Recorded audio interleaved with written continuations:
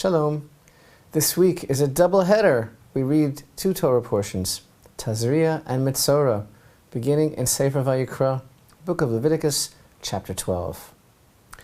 In a way, we can say that these two parshiot deal with opposing worlds, with worlds that collide, opposites, the world of material versus the world of the spirit, and their interaction. And where those two worlds face off with each other is the life of man. So, Parashat Tazria deals with issues of Tuma and tahara. As we have said many times, these two words are commonly translated as tahara is purity and Tuma is impurity, but that is a terribly inadequate way to translate these concepts that refer not to anything physical, but to spiritual health, actually to spiritual wellness. Certain circumstances, certain situations can render a state of Tuma, of spiritual unwellness, and the various manner in which a state of tahara, spiritual wellness, is reinstated as prescribed by Torah depends upon the type of Tuma. And as foreign and unfamiliar as these concepts might sound to us today, in the time of the Holy Temple, these things are self-evident, an everyday matter of course and part of the routine of everyday life, which is appreciated and cherished because of the great spiritual ramifications that are felt in everyday life. Tahara is the secret to living a rarefied life of super sensitivity, super responsibility, and super connection.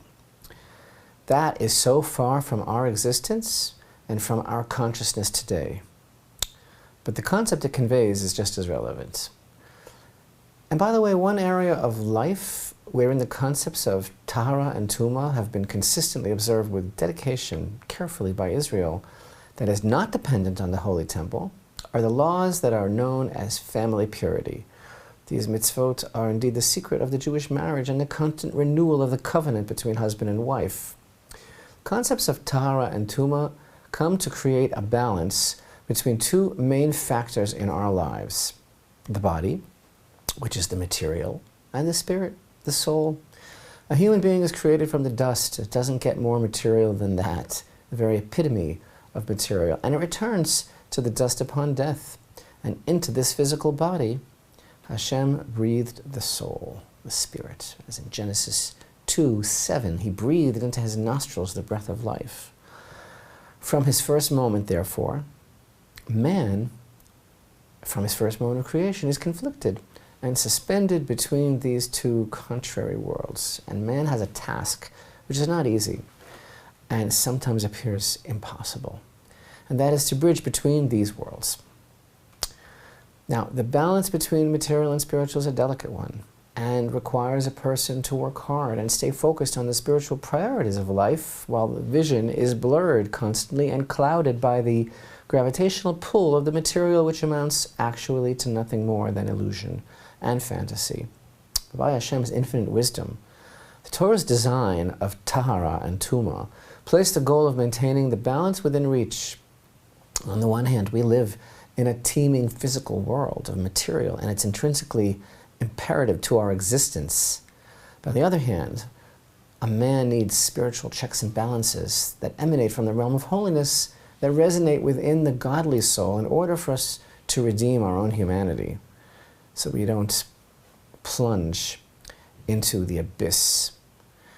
We live our lives between these lines of demarcation, and the substance of our limited existence, guided by our spiritual aspirations, reminds us and instructs us and directs us and our behavior to sanctify the material and materialism and to elevate them to a higher level.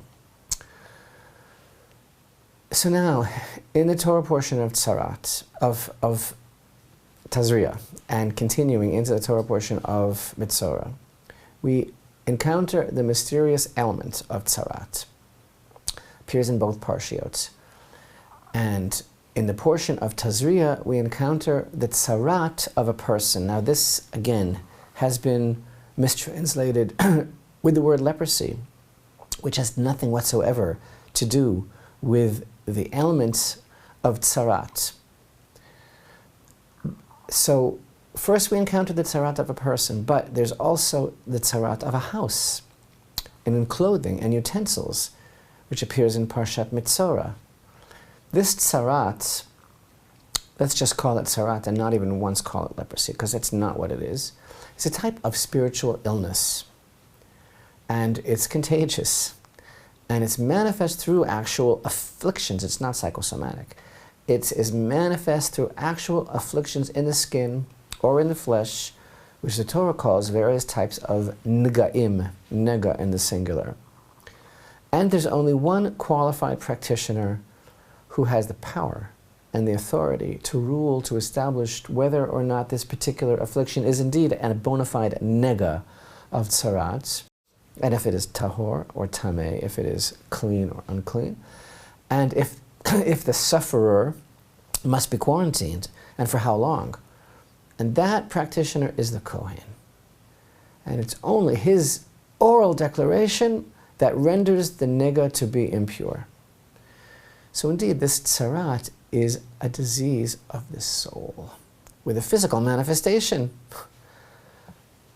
And it's cured by removing those things which caused it. Sarat in a person is an outer sign, which is actually a signal, a shout-out, a reflection of a serious problem in this person's spiritual status and in this person's psyche.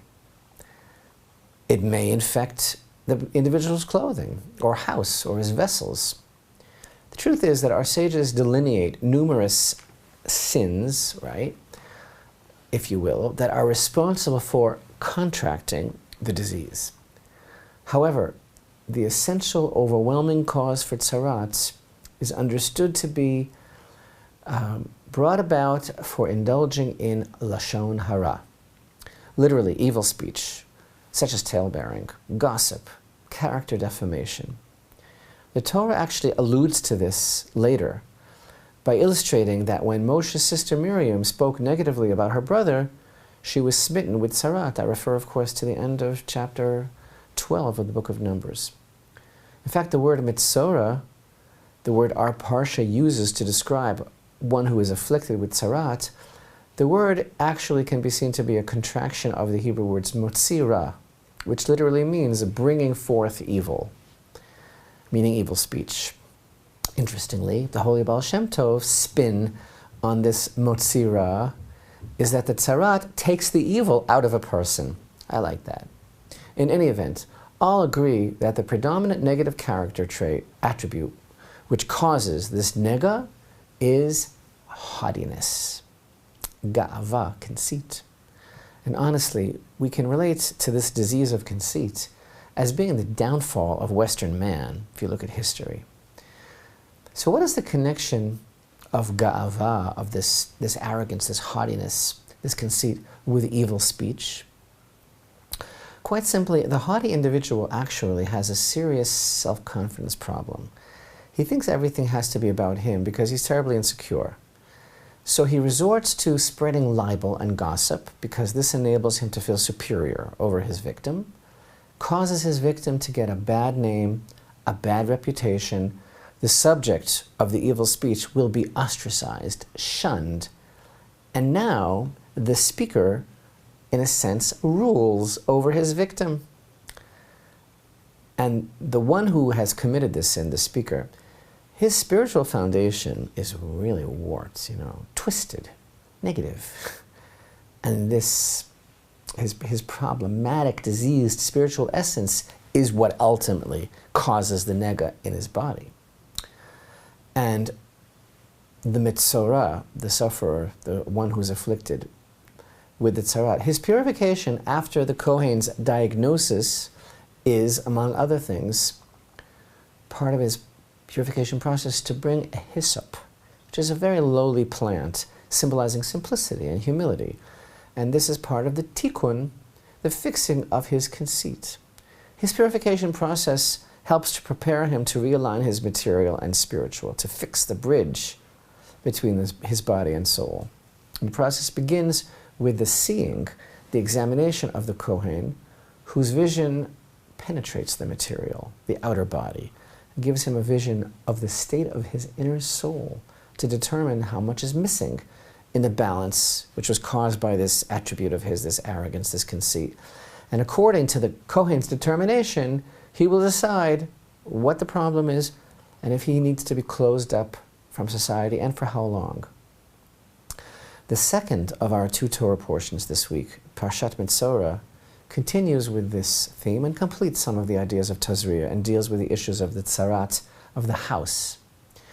This Tzar'at is only visited upon houses in the land of Israel, as opposed to Tzar'at of a person or garments or vessels that at this particular time in history, generation of the desert, could occur for a Jew anywhere, and not only in the land of Israel. Why is that? What is the message of the Tzar'at of the home in the land of Israel? Torah's message is actually clear.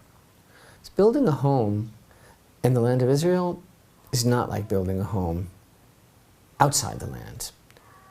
Building a home in the land of Israel is like a couple building a home in marriage. It means creating an infrastructure for passing the values of our people and its legacy from generation to generation. That can only be done in the land of Israel. And that requires total commitment to proper and pure behavior. Therefore, when a house in the land of Israel is smitten with the blight of Sarat, thus signaling a lack of balance in matters concerned with evil speech, gossip, tale-bearing, jealousy, a conceited manner, etc., part of the tikkun, part of fixing that is to speak well and cleanly, with respect and humility and modesty, and to look upon everything favorably. Because the Tzar'at of the house is caused by tsar ayin, literally a narrow eye, colloquially meaning a bad eye, meaning jealousy, not being a good man, a good neighbor. That's the main reason for the appearance of Tzar'at in the walls of a house. So state our sages. Again, this affliction, the affliction of Tzar'at, is not a disease in the conventional sense. It's a spiritual manifestation. No conventional doctor gives a diagnosis here. No pill's gonna cure my ill. No doctor prescribes a medicine. It's the Kohen who checks its extent, its spread, its status, its depth, and how much it has spread. And he's the one who's going to set the course of action according to his determination. He will establish if it even is a nega, and what needs to be done, what's the follow-up. But a major component of the prescription for purification and regaining new balance between his material and spiritual natures, besides his requirement to bring a unique offering and bathing and washing the clothes and shaving, a major factor for this person is going to be separation, distance from the camp. This man needs space, and we're going to give it to him because it's contagious. And there, outside, he will get a new perspective on his life. There, outside the camp, he will internalize the facts of what his tale-bearing has brought against his fellow. He wanted to separate that man from society by spreading a bad name about him, Metzora, motzi shem ra, bringing out a bad name, and therefore he now feels distance and outside, and ostracized. Nobody's going to come over to his house. Nobody's going to come over to his table. Nobody's going to touch him, because they would also come impure. What did the Beatles say in Of All Songs Come Together? Take him in your arms, yeah, you can feel his disease. In this manner, though, through his temporary isolation, he is therapeutically traumatized in a good way, in a constructive way. He's slowly weaned of his disease of conceit, of his mouth disease. Bottom line is that this punishment, that we perceive it to be a punishment, this affliction of Sarat, is visited upon a person, upon his home, upon his clothing, because of a failing in his conduct between him and his fellow man, which the Torah considers to be as severe as idolatry. The preeminence in the Torah of the mitzvot, the commandments that apply in society, in relationships between man and his fellow. The Torah's concern for the conduct between man and his fellow is above all else. People matter to the Torah. People matter to Hashem. People didn't get Sarat for not believing in God or for worshiping idols. It was on account of behavior which was based on disrespect for others. So Hashem has a dream that he's sharing with us in Torah. And his dream is of a righteous society. And the Torah is so concerned with creating, at least trying to create a perfected society. How can we even call Tzar'at a punishment? Such an act of love to be so connected. It's an amazing manifestation of God's love and concern for a person to get that person out of their lethargy, or their own self-destructive mode. This take of looking at it as like a blessing, because it is actually Hashem helping this person to wake up. This is so the diametric opposite of how people read this whole subject. Opposite from what you would think. It's the opposite world, right? It's like open up your heart in the deepest way. Like we're imagining here a world that is marked by such a relationship with God that he makes his constant love and concern for a person known intimately and directly. It's not a threatening, malignant, vengeful, angry, predatory God. The illness visited upon this person is not retribution so much or punishment, but a signal calling for tikkun, a signal towards the opportunity that Hashem is presenting this person to regroup, to realign and polish his humanity, remaining ever sensitive to the potential of each moment.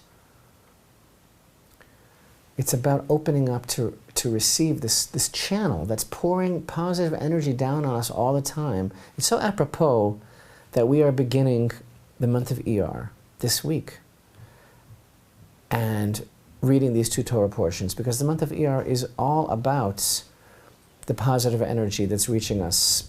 It's all about healing. It's the month that the manna began to fall for the children of Israel in the desert. It's the month in which the first temple construction began. And it's so apropos that we're reading about this whole program of spiritual wellness during these days that we are counting, the counting of the Omer, which is all about a spiritual progression of trying to get in touch with and trying to fix our emotional issues and how we can become better people. And alas, nowadays, without the Holy Temple, we are stuck down here in the mire and swill of Twitter and Facebook and every other platform that we use to destroy each other.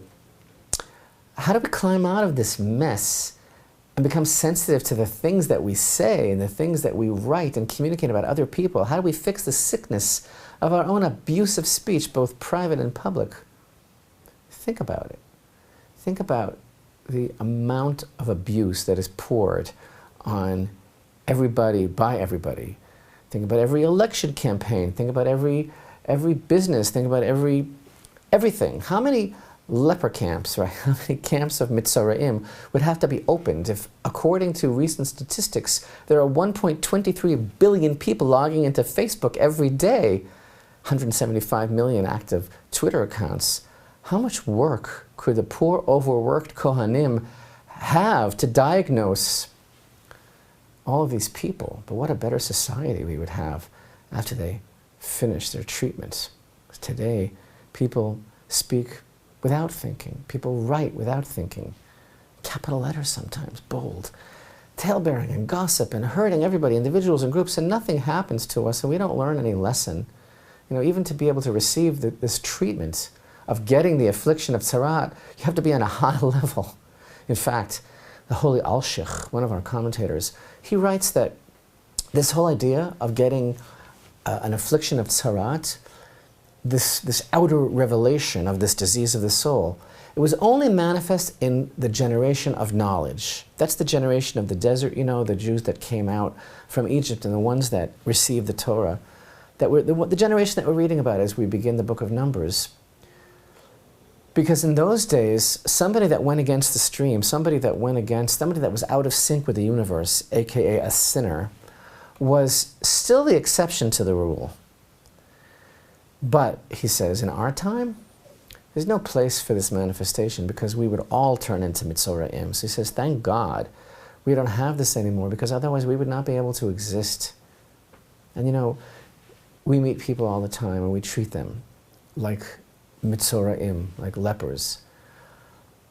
And that's how we make people feel in everything that we do. And sometimes we ourselves feel that way too in our own eyes. But you know, like the eye of the Kohen, the discerning eye, the spiritual eye, who determines the extent of this affliction, we too, even now, we're still commanded to have our finger on the pulse of who we are, to check and balance between our physical and spiritual. And to be checking the interaction all the time between the material and the spiritual, between the body and the soul, between the inner and the outer. And so Tzar'at was kind of like a bridge between the two, but in the meantime, we still are obligated to be the best that we can be, and for the sake of our own lives, we must find the balance that will lead to the purification, to the wellness of the body and soul, that will preserve and polish and perfect our own humanity, because all of us created in the image of God.